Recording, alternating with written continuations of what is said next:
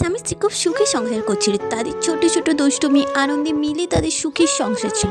তখনই একদিন ছেলেটি অফিস যাওয়ার সময় তার স্ত্রী তাকে একটি কাগজে সই করতে পারে, কিন্তু ছেলেটি কাগজে সই না করেই চলে যায়। তখনই মেয়েটি খুব বিরক্ত হয়ে যায়। কিছু দূর যাওয়ার পরে ছেলেটি মনে পড়ে তার পার্সটা তো বাড়িতেই ছেড়ে এসেছে, সে ফিরে আসে।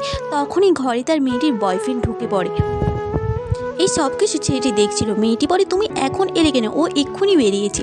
ছেলেটি বলে, দেখো আমি আর এইভাবে থাকতে পারছি না, আমরা কবে এক হব?